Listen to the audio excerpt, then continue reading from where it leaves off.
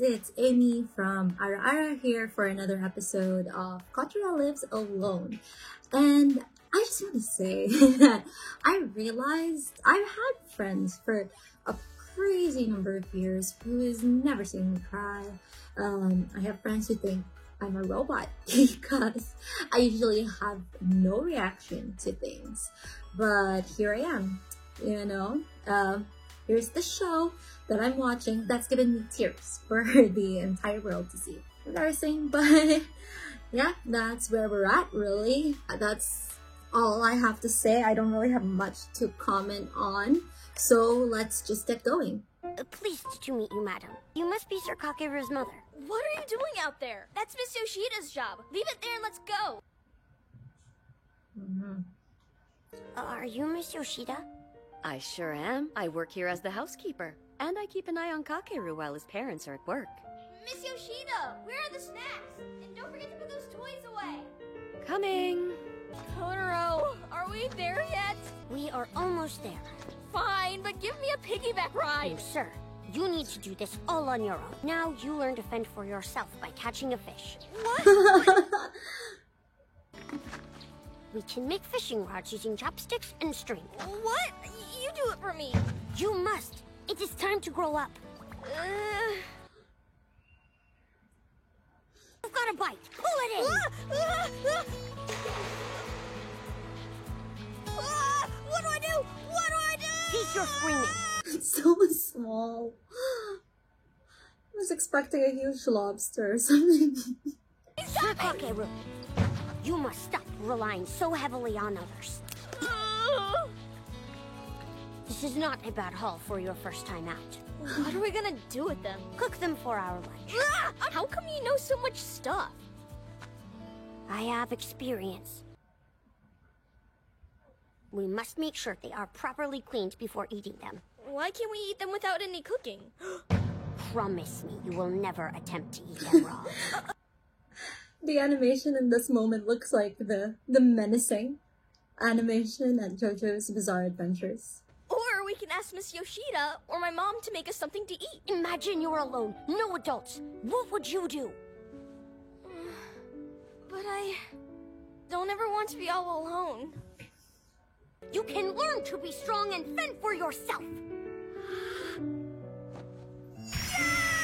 Your house is pretty quiet. Guess you're home alone a lot. Call me if you're ever lonely. I'll go catch some crayfish with you.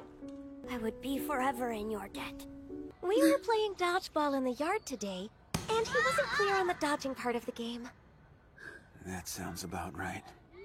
I must learn to master this game. I need you to instruct me in mastering the art of catching a dodgeball. I am ready. Are you taking it easy on me? I don't think this is a good idea. Do you have any words of advice for me? My old baseball coach used to say, catching a ball is like having a conversation. It's all in the eye contact. It never really made much sense to me. Let's practice something else. Like throwing. What's wrong? What the? Was that the best you got? I am not a thrower. I specialize in catching. You don't know what you're saying.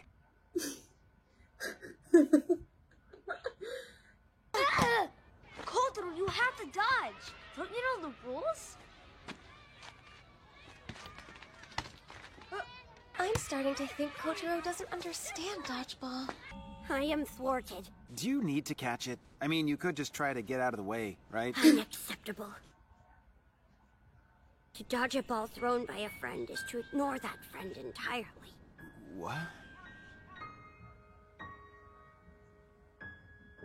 If throwing a ball is like having a conversation, imagine the pain of throwing a ball to someone who has no intention of catching it. It may be painful to try. But if you don't, you'll never know what might have happened. If you really made the effort, I'm sure it was received. Even if it wasn't always returned. Hey, Kotaro caught it! I really did it.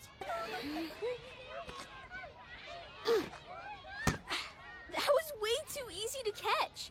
I can do this all day. Indeed.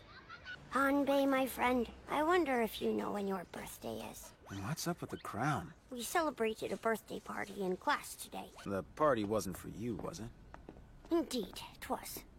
Did you say it's Kotaro's birthday? What? Today is Kotaro's I birthday? like how they're all listening. We have to have a party for him. Let's do it!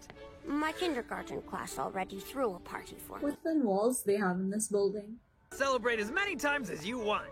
A birthday party is a celebration? Yep, a celebration of you. To show you just how thankful we are that you were born. Interesting. It never occurred to me that me being born was a good thing.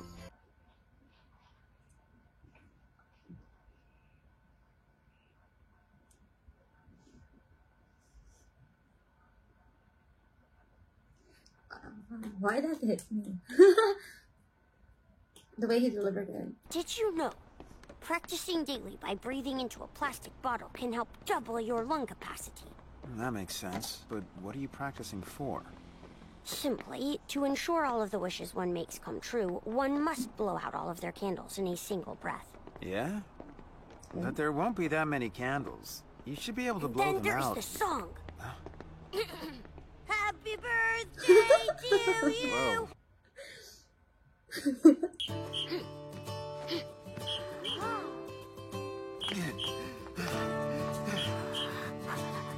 This is a sufficient number of candles. That's weird. You knew how to count in the first episode. Wow, it's astonishing. Think we're ready. Huh? He left? And the cake's gone.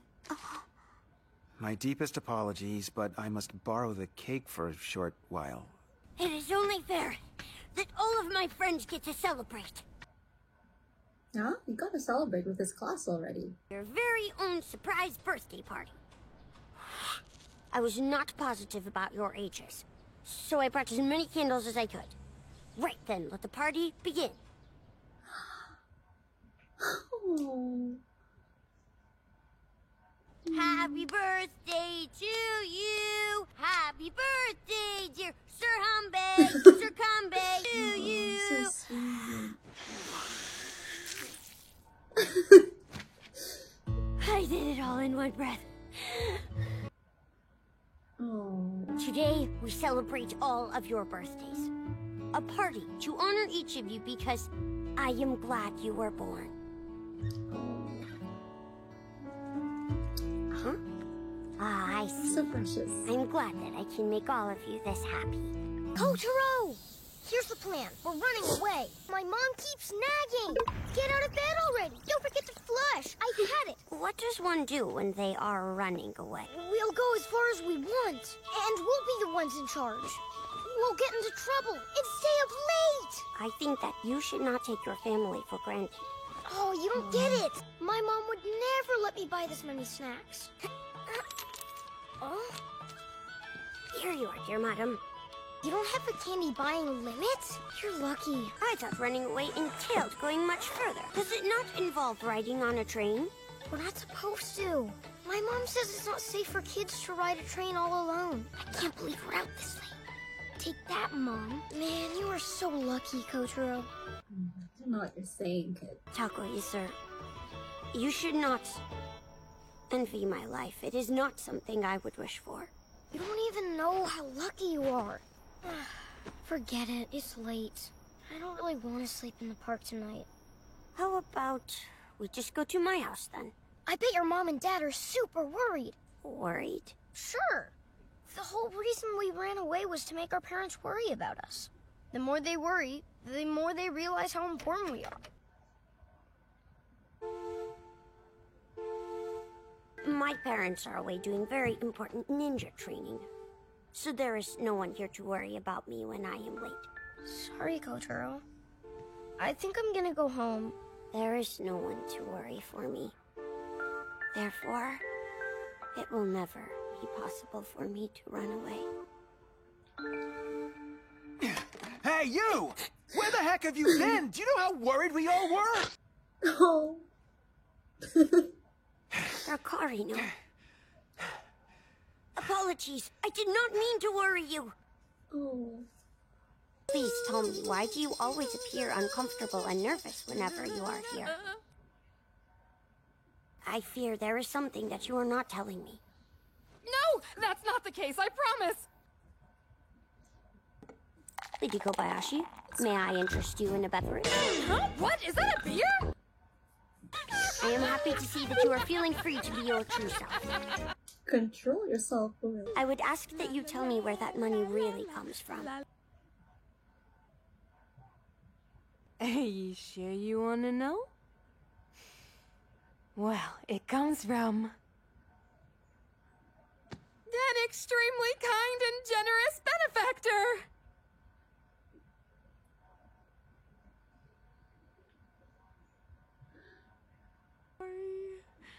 I'm sorry. I sincerely appreciate your efforts to protect my feelings. It was our first PTA meeting. He did not make a good first impression. Hey, did you see Kotaro's guardian? That guy who looked like he was in the Yakuza and that girl who looked like she was a hostess at the entrance ceremony? That poor kid's family life must be a mess. None of them are his actual parents. That explains why he's such a strange kid. Oh, that's annoying. We only have one agenda item. The summer festival. We're asking for your help to set up the day before and clean up the day after. Yeah, run your mouths now. Run your mouths now. No one's going to go out of their way to volunteer to help.